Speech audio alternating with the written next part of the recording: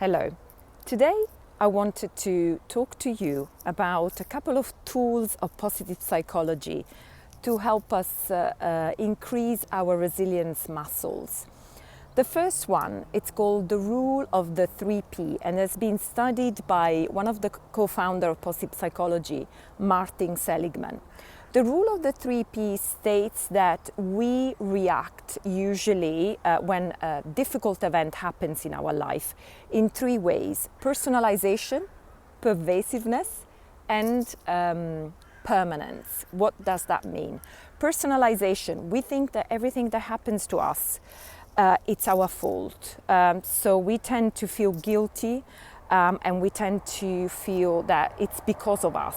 Now, without discounting the role that our action and the responsibility that we have in our life events, we cannot feel guilty for everything that happens to us. Things happened and we have to accept them and learn from them. So first rule is not to personalize. The second one is the rule of pervasiveness. What does that mean? Well, when some part of our lives is badly affected, we tend to actually spread this effect to all aspects of our life. But we should pause 1 second and reflect on the fact that many aspects of our life are actually not affected, and we still retain a lot of control on those aspects. The third one is the rule of permanence. What does that mean? Well, we tend to feel that everything that happens will last forever, and will our feeling correlated to that will last forever. But we perfectly know that things are impermanent, and even if we feel pain, that pain won't last forever. So this reflection will lead us to think in a more optimistic way and to build our resilience muscles.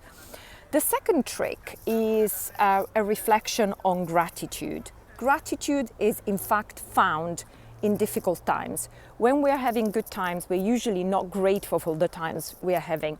But when something bad happens, we tend to reflect on actual things that work, on things that we still have in our life. So for example, in this pandemic, when we've lost so much of our freedom, many of us reflected on the things that we still had. I often ask my client, when things don't go the way they wanted them to be, what else can happen? Really, what else of actually negative can happen? And they say, well, worse than this, but actually there's always something worse that can happen. So sometimes that helps us to really reflect on what we still have and exercise our gratitude. And so these two tips, the rule of the 3P, personalization, i.e. finding that everything that happens to us, it's our fault. Pervasiveness, finding that everything that happens to us will actually involve every aspect of our life.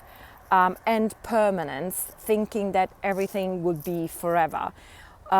Looking at the contrary of this behavior will help us to increase our optimism in life, and actually focusing, even in moments of difficulties, on what we still have will help us with our gratitude, which is one of the top positive emotions. I hope this was helpful, and I hope to see you next week for another video.